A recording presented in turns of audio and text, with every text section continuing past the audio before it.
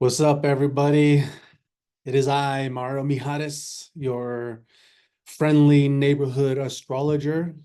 I also go by the Blu-ray Bodhisattva. You can find me on Instagram as the Blu-ray Bodhisattva. And I also go as the salsa shaman. Those of you who have tried my salsa, who have met me at events selling my salsa, you guys know what it's all about. I bring the sauce, I bring the quality every single time. Today I'm going to be making a video about the full moon in Cancer.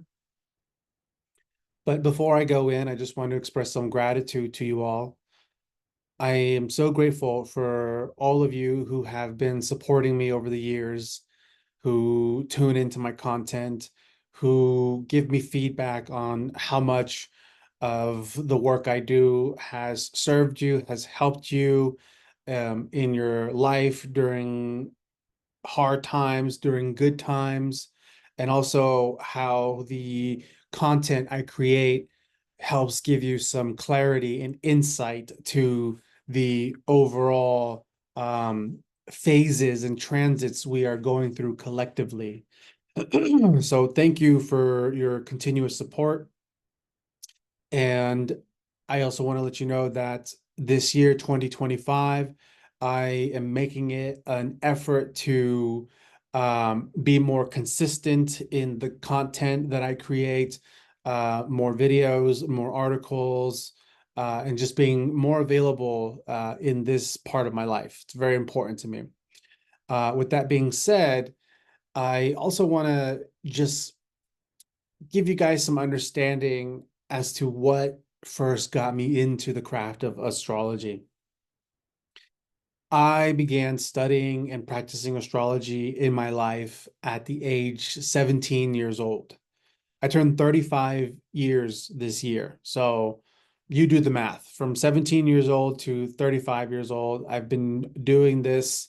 I've been thinking, living, breathing, perceiving astrology in my everyday life for nearly 2 decades.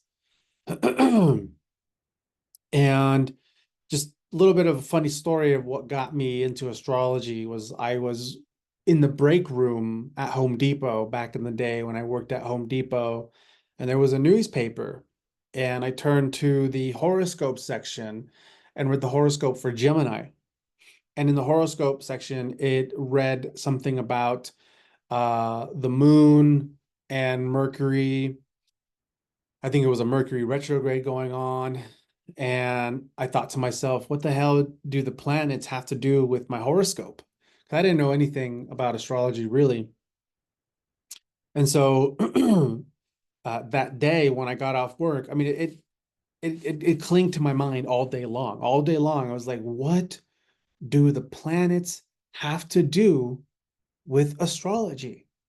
What what even is Gemini? How am I even a Gemini? And why, how are the planets influencing me as a Gemini? It left me very, very, very curious because space, the planets, the stars, the cosmos, cool stuff, right? So that day when I got home from work, went on the family computer and started browsing the web, trying to understand more of this astrology stuff. And that the rest was history. The moment I understood what astrology was, I became passionately obsessed with deeply understanding astrology. I went straight to the books. Um, and this was back in the day. This was back in the day when YouTube was barely starting. So this was before YouTube astrologers. This was before the first instinct for people to learn something new is to go to YouTube. This was way before that. So, I was living in Portland, Oregon at the time, and if you are familiar with that area, there's a famous, massive bookstore called Powell's Books. And I took a trip down to Powell's bookstore one day and walked down the metaphysical department. It's just this whole floor dedicated to metaphysics, and they have a massive astrology section. and I bought several astrology books, starting with one of my most favorite.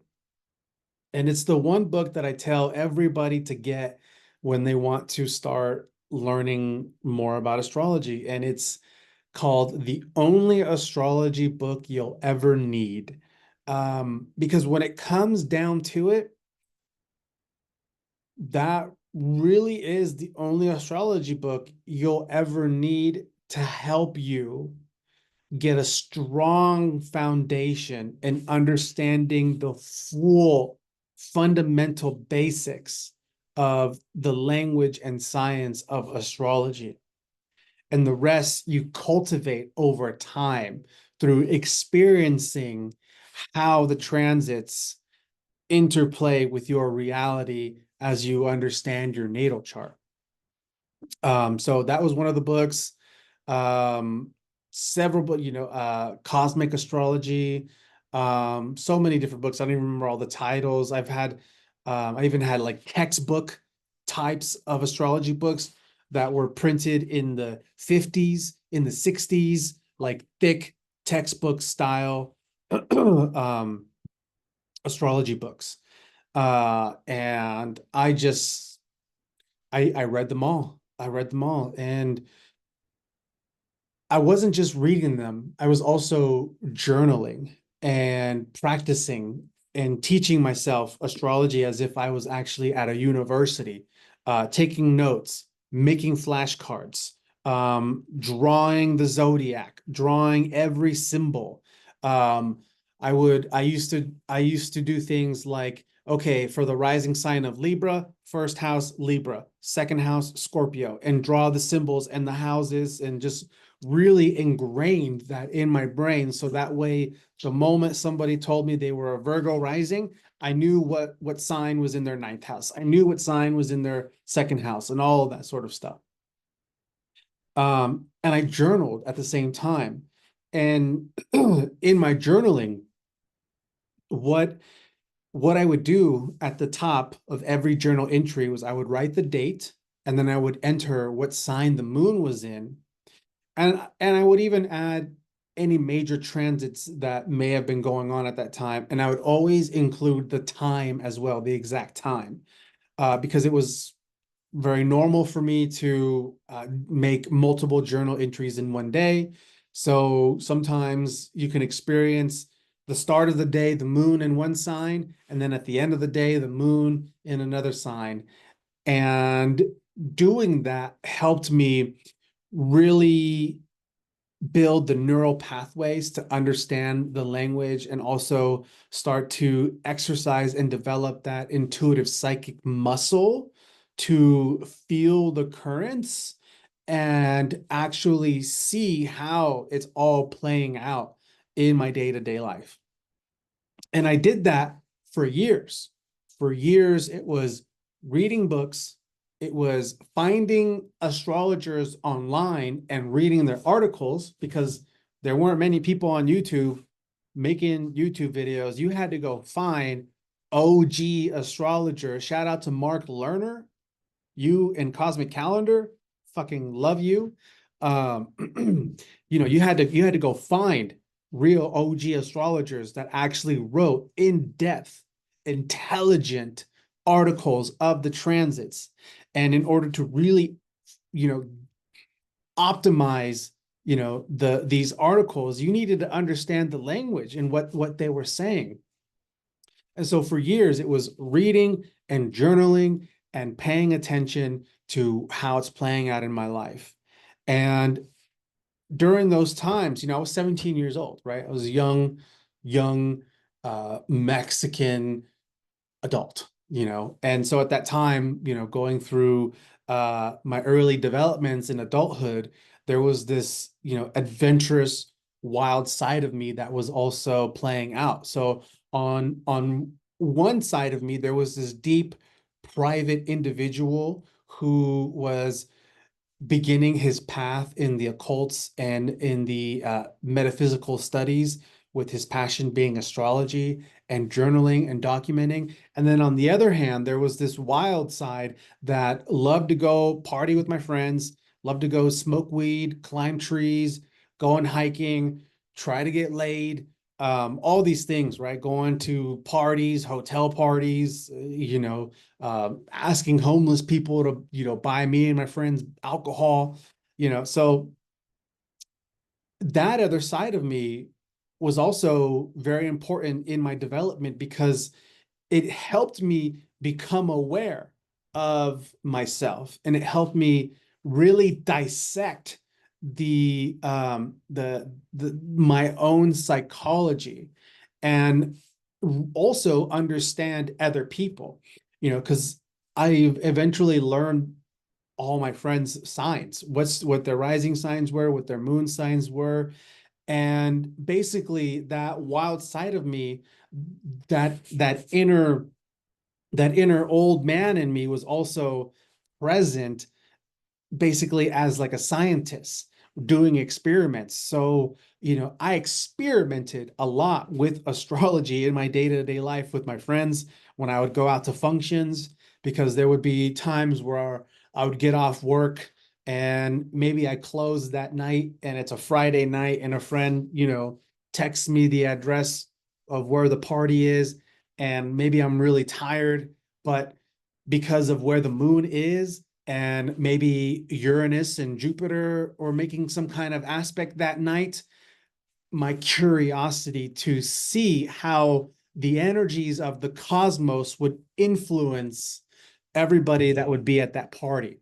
And so I really I did this stuff for years. And I'll tell you right now, when the moon is in Pisces, and you're getting invited to a party where there's going to be alcohol, where people are going to be doing drugs, when the moon is in Pisces, strong, strong, strong, strong tendency for everyone to get fucked up that night. I'm serious. I'm serious. I'm so dead fucking serious. When the moon is in Pisces, even people who don't usually consume mind altering substances, alcohol, or drugs, even people who don't usually do these things, when the moon is in Pisces, people are more open to escape, to disassociate, to alter their state of consciousness, whether by drink or by some sort of substance. And I remember, so many moon and Pisces nights where I would get invited to a function, and I would tell people like, yo, the moon is in Pisces, so let's do our best to try to not like black out. And those were some of the most craziest, dramatic nights out, where people would get blacked out drunk, and this energy would just possess them in a way, and it just became this huge dramatic event. Um, so this was me practicing astrology at a very young age. Like I was about it. And then there came a point in my life where I wasn't studying as much, where I felt I have gained enough understanding of the basics of astrology, some advanced knowledge of astrology, and I had enough experience in interpreting the charts, and I could see it in my day-to-day life. There came a period where I just sort of I stopped buying books, I stopped reading books for a while, and just lived my life and used astrology to my advantage as the years progressed.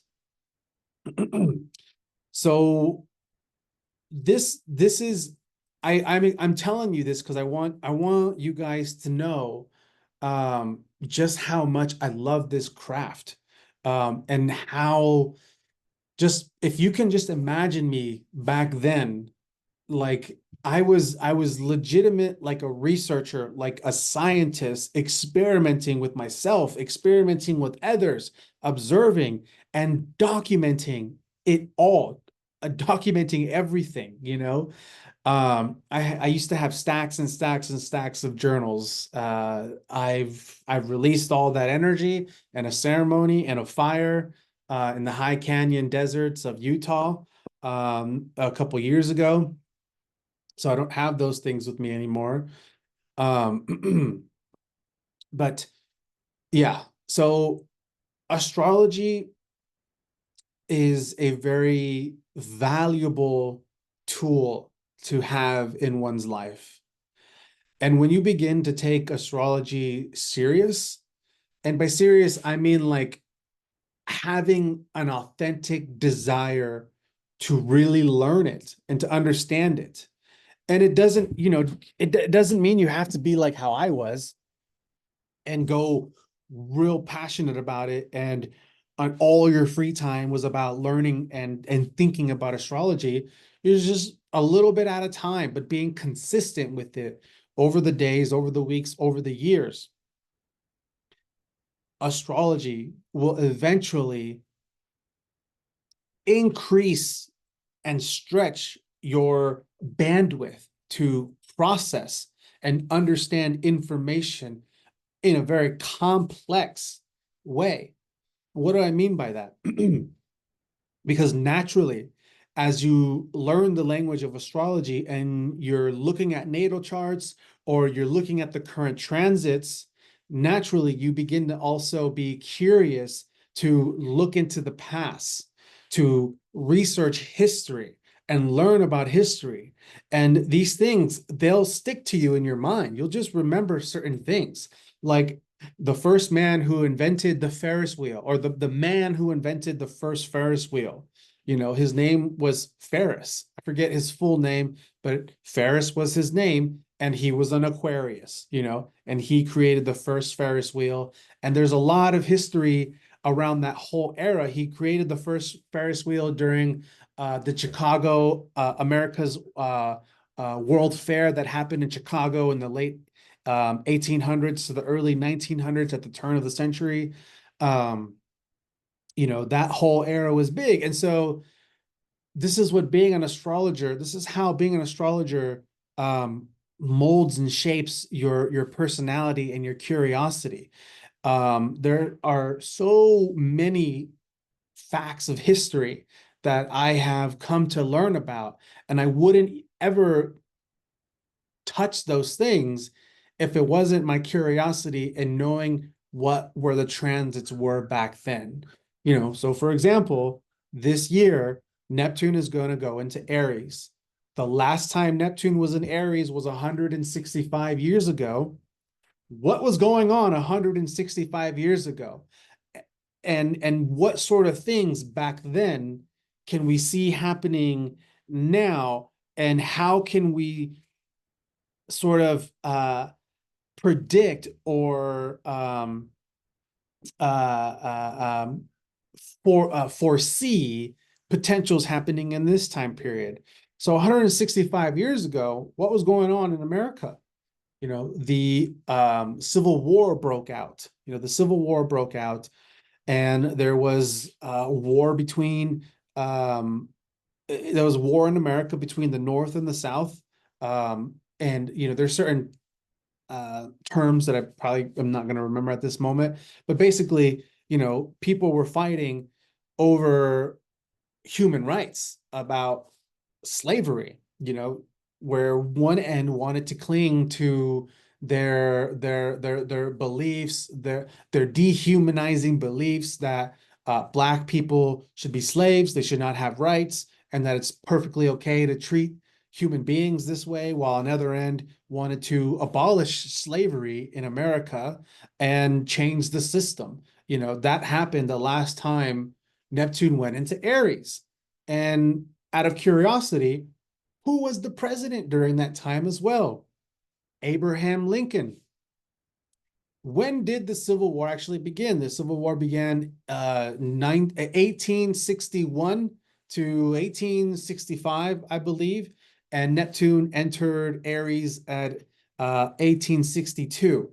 And then Lincoln was assassinated 1860 something, and he was shot in the head. And what part of the body does Aries govern? Neptune being in Aries, what part of the body does Neptune govern? Aries govern? The head. And Neptune, what does Neptune also govern? Neptune governs theater, fantasy, a show, a display, an illusion. And where was Abraham Lincoln? He was at a theater watching a display of fantasy and creation and imagination and shot in the fucking head, and so these are all things that I would never think about unless I was if I wasn't an astrologer. So what I'm getting at is astrology really opens you up. It really opens your curiosity. It turns you into a researcher. It turns you into a philosopher, and it exercises your intuition. It exercises your perspectives and your discernment, and it also teaches you how to become the objective observer of yourself and the world around you and other people around you. The other thing that astrology does is through studying all the signs, all the planets, and learning how to read natal charts, astrology helps you cultivate a true sense of patience for others, because real astrologers reach this point in just understanding other people. Like, for example, I'm a Gemini. I have a Gemini sun and a Gemini moon. And it is perfectly normal and natural for me to live in my head. And in fact, that's where I'm supposed to be most of the time, is in my mental space with thoughts and thinking and all that sort of stuff. However, we live in a world where society expects us to behave some type of way. So as a kid growing up, I used to disassociate very hard and be lost in my own thoughts, just deep in my mind and unaware of my external surroundings. Now, looking at that can look like a problem, but understanding, okay, this kid is a Gemini with a Gemini moon. He's just in that realm of thoughts and his mind and imagination. That's where he exists. That's where his consciousness is. That's where his emotional process is, and it's okay for him to be there. Whereas in this day in society, viewing a child who's always in his thoughts and in his mind could seem like a problem at times. At least that's how it was for me. People thought I had some sort of dissociative or ADHD problem. And now, for example, I at times have a hard time getting along with the sign Capricorn. And it's because of my Gemini qualities of being in this non-physical mental domain with thoughts. Capricorn wants results. Capricorn wants structure, wants form. So, I've dealt a lot in my life working with Capricorns where we come at a clash. However, Gemini and Capricorn, we share a certain affinity with one another. And if a Capricorn and a Gemini are able to um, learn how to get over their differences and work together, then we have the sign of thoughts, of imagination, and ideas with the sign of discipline, structure, strategy, and form coming together. These two energies are able to turn any brilliant idea into something concrete and real.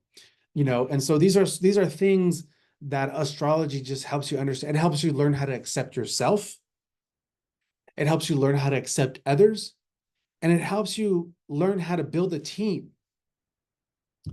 The last thing I want to say about what astrology will do for you is, over time, once you really learn the basics, all the signs, all the planets, the houses, aspects, and all these things, once you learn the basics and you've been consistent with reading the transits, and witnessing how it's playing out in the world and in your day-to-day life and in your private personal world, eventually, couple of years down the line, eventually something happens.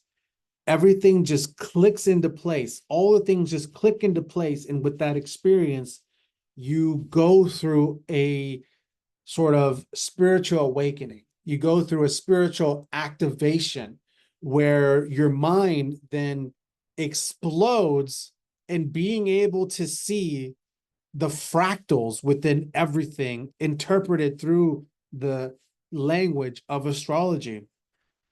And it's so profound. And when that happens, it puts you on this whole new level of really perceiving and seeing. But that won't happen unless you're really allowing yourself to learn and experience what astrology has to offer. And so, with that being said,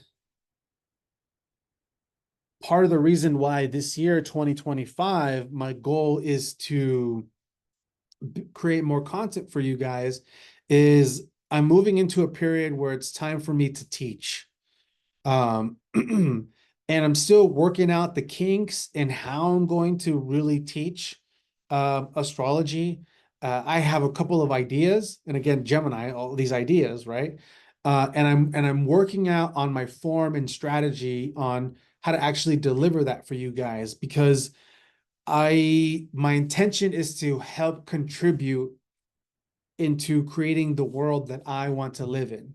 And the world I want to live in is a world where astrology is as normal of a knowledge as doing basic math, where we're talking about astrology with other people as normal as talking about what you ate for dinner or whatever the fuck, because astrology really does hold the language in explaining every single aspect of life, whether it's mundane, physical, worldly things or philosophical, metaphysical, spiritual things, or deeply emotional, private, psychological things. Astrology literally has the language to help you dive deeper in understanding these things and how things shift over time depending on certain transits we are going through. So this year, pay attention, stand by, tune in, keep on supporting me. I invite you to go to my Patreon. I've created a Patreon. For right now, everything that I'm going to be putting on my Patreon is going to be completely free. I don't have any paying members yet. And I'm going to be, just keep on checking in because I will be creating different tiers. I got some tiers up there right now, but it's all still in the work in progress stage. But I want to say all of this stuff in this video right now so that way and you can see how sincere I am in the next stage of my life that I'm moving towards. Okay. For example, in my natal chart, because we're going through the Cancer full moon right now. And in my natal chart, Cancer is in my ninth house. And my natal Jupiter and my natal Chiron are conjunct in the ninth house. And the ninth house is the domain of higher learning, where opposite the ninth house is the third house. That's fundamental basics. That's the basic learning. That's basic skill development. That's going to school from kindergarten to graduating high school. That's the third house. Opposite the third house, the ninth house, that's where we then graduate high school and we think about where do we want to then take our learning next. Are we going to go to university? Are we going to go become a doctor? Or are we going to become a lawyer? Are we going to go to trade school and develop and master a skilled labor practice? Like, where do we go to next? and my Jupiter and my Chiron in the ninth house. And the ninth house is also the domain of the teacher, the philosopher. And with 2025, Jupiter going into Cancer this year, I will be going through a Jupiter return in my ninth house. And then with this full moon in Cancer, with Mars in Cancer, the moon in Cancer, this is an activation point for me to teach, to be the philosopher, and to just share my knowledge base. So yeah, let's go into the full moon here. I'm going to share my screen.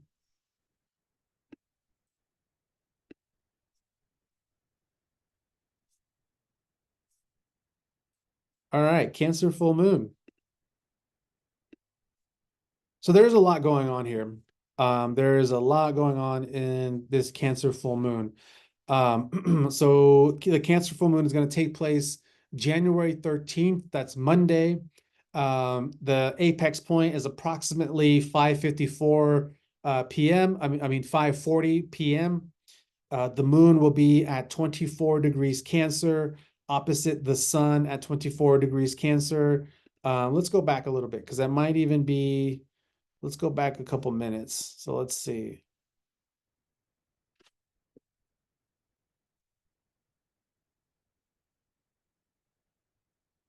Yeah, it might even actually apex at 23 degrees. So let's,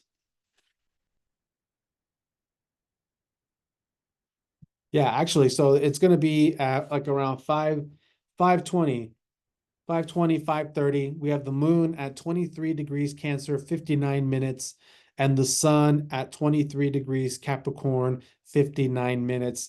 That is the apex of the full moon. So the moon is in Cancer, and the moon will also be within a 5-degree orb conjunction to Mars retrograde in Cancer. And let's see what else is going on. The moon will be in a perfect sextile to Uranus and Taurus. And let's see what else is going on. And then we even have Mars and the moon within a trine to this Neptune and Pisces. And we even see that the north node is now at 29 degrees Pisces, south node 29 degrees Virgo. And we even have Venus um, forming a conjunction with Saturn. This Venus Saturn conjunction won't happen for another day or so post the full moon, but it is in proximity of the conjunction and it is forming right now. The Sun, Capricorn, 23 degrees, Jupiter in Aquarius, 1 degree. This full moon is quite a big deal. So with the moon in Cancer conjunct Mars retrograde in Cancer, first off, this Mars in Cancer transit is a big one. This Mars in Cancer transit began last year. Mars entered Cancer, I think around September last year. And that during that time, Mars made T-squares to the north and south node. And before Mars entered Leo last year, Mars made an exact opposition to Pluto when Pluto was still in Capricorn at 29 degrees and Mars was in Cancer at 29 degrees. So these Pluto Capricorn themes are a big highlight this year because we're moving away from an old stage. We're moving away from a cycle that we have been going through for a long time, 16, 18 years, because of Pluto had been in Capricorn for that long. And now that Pluto is done being in Capricorn and is in Aquarius, we are sort of processing and understanding like where are we supposed to go towards now in life, having gone through that intense experience of Pluto transforming this access point of the Cancer and Capricorn themes in our life. And something that Cancer and Capricorn have in common is that they both have a deep desire for safety and security. Cancer's safety and security is having a solid foundation within home and family, seeking the safety net when you can go home and put on your pajamas and cave in and enter that private emotional world of processing your feelings, being able to do that in a safe place at home. The other thing about Cancer, coming from the fourth house and being about home and family, is this is also connected to the mother. The moon in Cancer, represents the mother archetype, the nurturer, the healer, in the zodiac. And so, you know, uh, something that we all share is that we all entered this world through the mother. We all were, were created in the womb of a mother that took 9 months. So, and in the womb and in the belly, this is where we are the most protected in that placenta. In that placenta, the fetus, the baby that is forming, is protected by all cancer cells, bacteria, chemicals, all sorts of things within the womb of the mother. Those fluids, because cancer is also water, governs water. Those fluids are very protective, and it's a safe zone. Little side note, like, one of the reasons why heroin is so addicting is because being high on heroin is the closest euphoric feeling that a human can experience, that takes us to this deep unconscious zone of how it felt when we were in the womb of the mother. Um, and so cancer is also a sign of memories. The memories we have at home, the memories we grew up with our family. And so with Cancer representing the mother, the womb, home, and families, it's also, through Cancer, is also an area in our chart and in our life where we can access and gain memories that have been inherited, because that's another component of the fourth house in Cancer themes, is inheritance, ancestry, your ancestors, more particularly your ancestry passed down through the matriarchs of your family, through one womb down to the next womb, from your mother, your great grandmother, your great great grandmother, and all of that. So, so with this full moon right now, conjunct Mars, and Mars still within an opposition to Pluto, and this whole dynamic of the Pluto Mars opposition beginning last year, we are in this intense period right now where certain, um, memory patterns can occur that we've inherited, certain intense topics that have to do with your mother or your father or your parents, because where Cancer represents the mother, Capricorn represents the father, the authority, the male masculine authority that lays down the rules. So themes around these things can really come up right now. So again, Cancer, safety and security through home, through family, mother connection, very intuitive, very nurturing, very sensitive to its feelings and the feelings around others. Capricorn is a sign that desires safety and security through the rewards accomplished in hard work. So whereas Cancer is like, I need home, I need family, I need connection, I need my cave to retreat and to process my emotional world. Capricorn is like, I need a job. I need a career. I need a 401k. I need a pension. I need a plan to take care of myself and my needs and the needs of my family. So ultimately, both these two signs want the same thing, but they experience the gratification of them completely different. And with, both of these signs, Capricorn and Cancer, sort of representing parental archetypes, where the mother is Cancerian and the father or the grandfather is Capricorn energy. We're sort of collectively going through this awkward stage of development, as a species, growing growing up and becoming more responsible of being the masters of our destiny, of our life, of our reality. Because deep down, I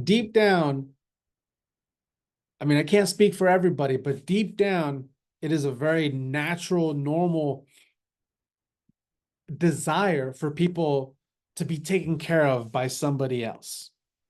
Doesn't matter if you're a man or a woman, everyone would be so happy if somebody else could nurture their needs, if somebody else would pay their bills and all of that stuff. Yes, we like to work, we like to do things or whatever, but everyone at some point moves through this space within them where they may have a longing to just be taken care of by somebody else or something else, where they don't have to deal with the pressure of the world, they don't have to deal with the taxes, they don't have to deal with the things. And this comes from, how it was as being children. Because as being children, we don't have to worry about the bills. We don't have to worry about things. We're at home with our family, being nurtured by the mother and having safety and security by the work of the father. We're speaking in like completely old traditional things, the roles reverse or whatever, but you catch my drift, you know, and those, there's a deep unconscious desire to still have that, because it was such a more simpler time back then when you were younger, of just being able to be in your zone, in your space, having the family, having the safety, and not having to worry about the bills being taken care of. And now we are all adults, and we are moving through this period in our society and in our world where the polarities of good and bad are very extreme, and the powers that be, the governing powers that be, are very corrupt, and there is this pressure of having to outgrow the safety and security of government and basically take our power back. You get what I'm saying? So it's like, as adults, we're having to once again leave the safety and security nest of the the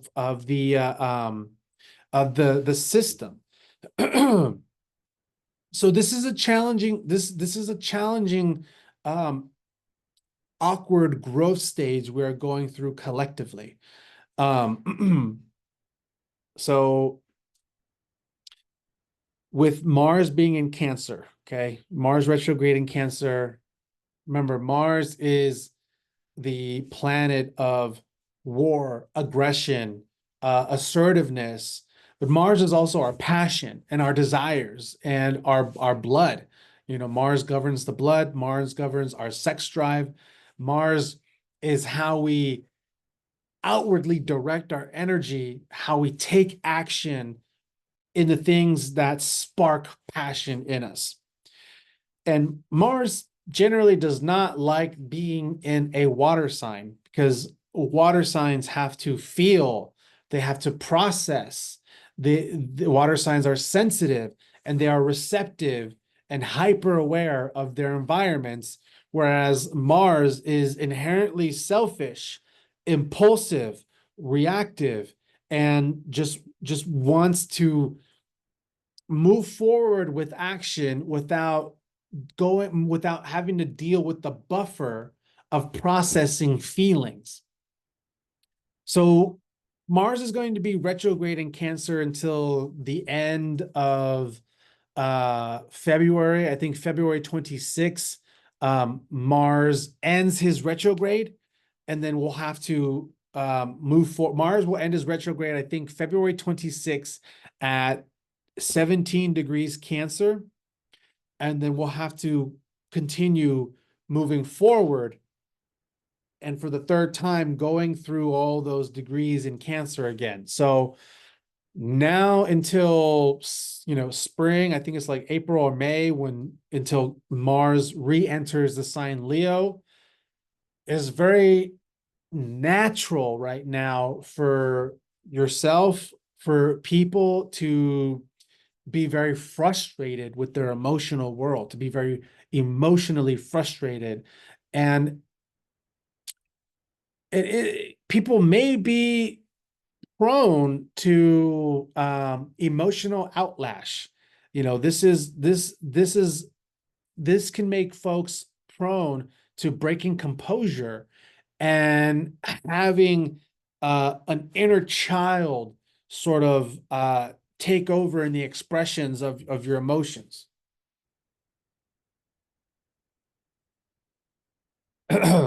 A lot of family stuff can come up right now.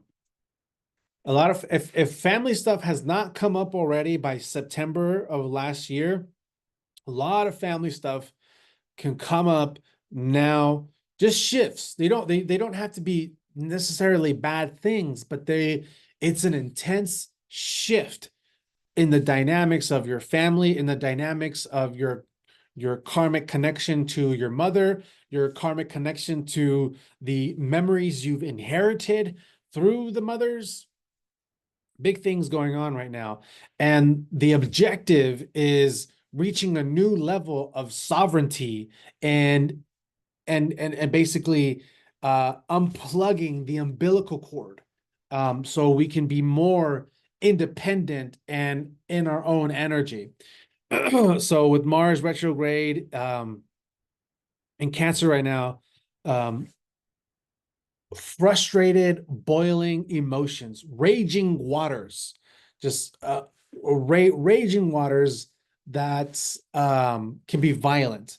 So this is, and because Pluto has been opposite, applying this intense pressure opposite Mars, um, Pluto's death, and purification. Pluto wants to purify the vibrations of things by killing off falsities, by killing off the shadow, the unconscious, and increasing cognitive awareness, self-awareness that leads into a transformation. So this is even, I mean, like, oh, my battery's gonna die. Shit. This is even, this is even an energy where, with this kind of full moon where people can unintentionally murder somebody out of passion, out of the passion of their emotions. I dated a Cancer woman when I was in high school, and she was a deeply emotional person that I had the hardest time understanding. Because, Gemini sun and moon, I exist in this realm of the mind and logic, where she existed in this realm of feelings and emotions that were deeply psychic. And she was a very psychic woman and could feel my emotions, other people's emotions, and it led her to these emotional outbursts and expressing herself. Whereas to me, it seemed like she was crazy. But the matter of the fact is that she was deeply intuitively aware of of of of of certain nuances and components of myself and other people that we had no awareness of. Basically, she was very psychic. And she taught me very important, valuable lessons, because this was also around the time where I was studying astrology. And yeah, she helped me activate that Cancerian energy of feeling and processing feelings and validating feelings, and understanding that there are deep uh, um, psychic interpretations in all the things that we feel and receive in our environments. So this full moon will be making a sextile to Uranus in Taurus. Now, Uranus is that planet of shock, and sudden events and shock and unpredictability and agitation and restlessness.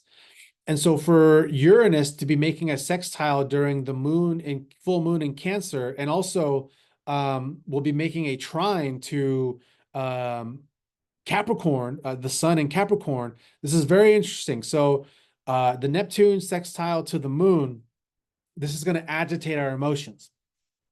And because Mars is also in proximity of this sextile in conjunction with the moon, this is going to really agitate our emotions and make us prone to frustrated outlash. So what this looks like is like, for no fucking reason, you're aggro and someone's in your way, you want to push them because you're aggro, and that behavior, that motion of pushing that person out of your way, that little microaggression that you might do, it's coming out of nowhere. And it's like a rare, oh, did it finally die?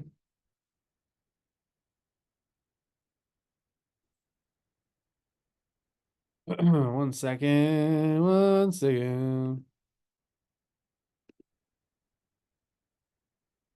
All right, here we are. So it's like coming out of nowhere. It's just this aggravated emotion and aggression, and the triggers can really be coming from your home or your sense of safety and security within yourself.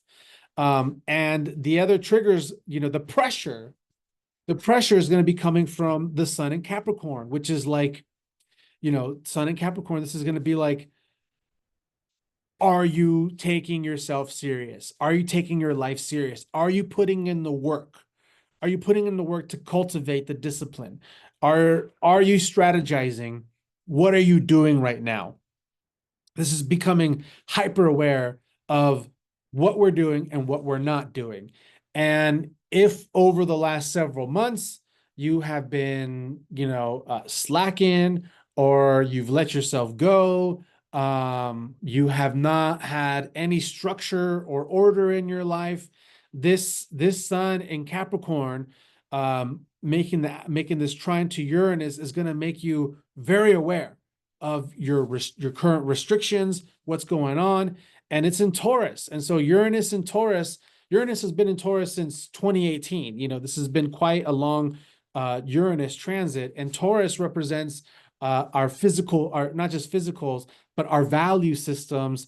Taurus also represents our self-esteem within ourselves, and self-esteem is connected to value. Do you value yourself? Do you see your self-worth, and do you value that? And that attributes also to your sense of your self-esteem. Taurus also governs physical resources, your money, your assets, your land, your home, your car, your property. And Uranus in Taurus, anytime Uranus is transiting Taurus, there is an instability in the flow of resources during that time. But the other thing you need to understand about the planet Uranus is also that genius frequency. Uranus wants to spark geniusness and evolution, revolution, wants to create new, unorthodox or unconventional pathways for growth and evolution. And that's part of why Uranus brings this unstable restlessness to things, because where we have structure and form, Uranus wants to bring instability to that structure, because there are going to be outdated modes or operating systems within that structure that are now time to just be dropped and forgotten in order for a new evolution to occur. So for example, Uranus and Taurus, you know, um, one of the things that really started to reach new levels of growth is cryptocurrency. And the whole concept of cryptocurrency is very unconventional to the ancient old patterns of our money systems. Whereas, you know, what the crypto market offers is decentralized banking, whereas we've been in this system of centralized banking, and it brings in the blockchain and so many other things within crypto. Shout out to my homie, fellow Gemini brother, Jace from Conscious Crypto. Tune into Conscious Crypto to learn more about cryptocurrency. But Uranus governing Taurus, this is what I mean. And Uranus also governs technology. You know, Uranus governs the quantum phenomenon of technology and genius energy. And here in this day and age, we have technology, quantum computers, where we have a blockchain and decentralized banking. And this is this is sparking a new era in how money and banking is being managed. The other thing that Taurus governs is resources, food, farming, land, property, you know, things that we value. And what do we all fucking value as human beings in this planet? Food. We need food. We need food. And food is very important. And people will spend a lot of fucking money on the food that they like. And if Uranus is that planet of ingenuity, evolution, also technology, and the mad science genius that is unpredictable and super unconventional, what sort of things have been going on in our food right now? Weird fucking shit. Lab grown meat, genetically modified everything, you know, seeds, soil, food, fake food, all these things going on in our food, all this technology going on with the food, right? So this is what Uranus has been doing in Taurus. And so with Uranus and Taurus making this trine to Capricorn during this full moon, and Capricorn being that, you know, Capricorn is Mr. Scrooge of the zodiac. All right, you guys remember Mr. Scrooge, that, you know, old Christmas story where he's, you know, the Monopoly tycoon, who's just a fucking asshole, but he has all this money and all this wealth that he holds on to himself and whatever. That's Capricorn, right? So the sun in Capricorn, the sun, it's our conscious awareness. Wherever the sun, whatever sign that sun is moving in, that archetypal energy is what we are going to be more consciously aware of in our life. And so the sun in Capricorn is going to increase our conscious awareness of our integrity, our authority, and our competence. Where are we being competent in our lives? And because it's making that trine to Uranus, it's bringing that streamline of energy that is making us aware of our spending habits, our lack of resources or our growth of resources. It's going to be making us aware of things, and the result could be a melancholy attitude, a pessimistic attitude, a frustration, you know, because it's like I want more in life. I deserve more in life. I'm tired of this. I'm tired of this shitty apartment.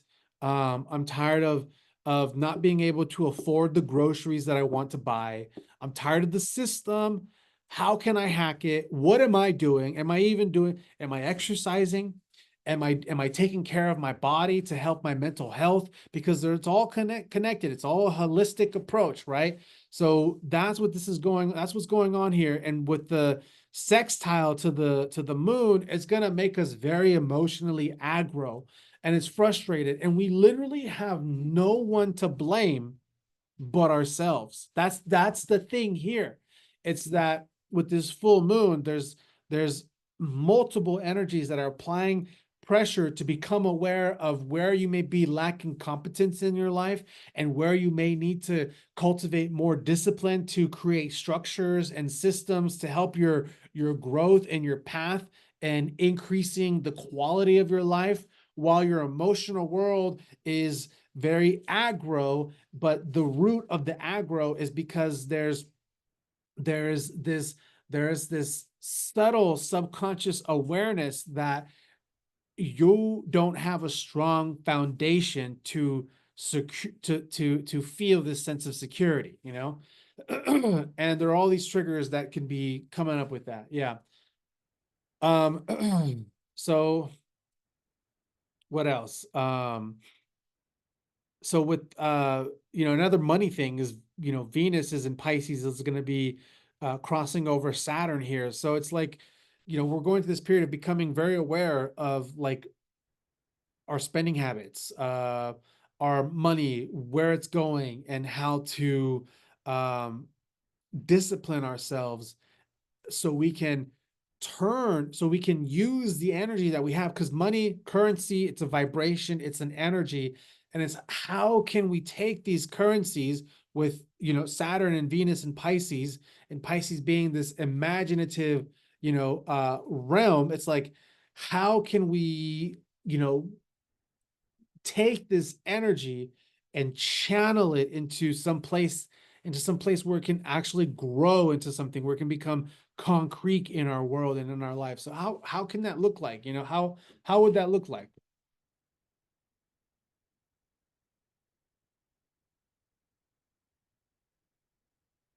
Delicious.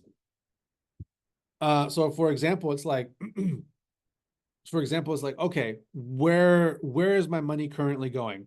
Um, it's like, where is my money currently going? And what are my relationships? That's the other thing, is like, how are you developing your interpersonal relationships with other people? You know, do you actually put in the effort to deepen the quality and the bonds of those that you love and respect the most? Where are your assets and your money going? And so it's like, okay, who do I really want to put, who do I really want at my table? Who do I really want to you know be friends with for the rest of my life? And am I putting enough effort in being that friend? Or am I disconnected in some way? Then also it's like, where's my money going?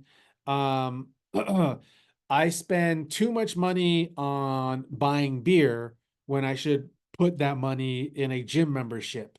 Because if I get a gym membership, then I can um, relieve some of that stress, that emotional uh, agitation out of my body, which will help me produce more clarity. And that clarity and that reduction of stress will also help me have more drive and ambition to take my goals more serious. So this is like overall what's going on here. And then we have Jupiter and Gemini that's in a square to this as well. So again, this is challenging, So where the Jupiter and Gemini, this is like, oh my God, I have an idea. I have a great idea. I have a great vision right now. So I'll be really real. Like, I'll use myself as an example. Jupiter and Gemini, I'm a Gemini. So uh earlier, like during the Capricorn new moon, the start of the new year, um, I had this vision, I had this great idea, right? What's this great idea? I'm gonna create this program. I'm gonna create this program and teach people astrology. And what, like, because I got to this point with the Capricorn energy, and Capricorn is this serious, very critical, pessimistic, archetypal vibration. I was in this space of like, man, coming to an end of the year, going into a new year. I worked for this company all year long. I don't like the job at all. I don't like the fucking job. What is my plan for next year? Am I really going to be at this job for another year? What is my fucking plan? I don't want this job. I don't want to be doing this. What do I want to be doing? I want to be doing my passion, what I love. What I've been doing for almost 20 years is astrology. And last year and all the previous years, I haven't really had any form or structure in my business craft of how I can actually grow this into something real that is bringing in the income to meet all my needs, my safety and security needs, pay my bills, pay my taxes, all that sort of stuff, you know? So this is the energy that we're in right now from that new moon coming into this full moon. And it's like, well, I need to come up with a plan. And Gemini, Jupiter and Gemini is going to, Jupiter and Gemini is going to fill our minds with all of the brilliant ideas.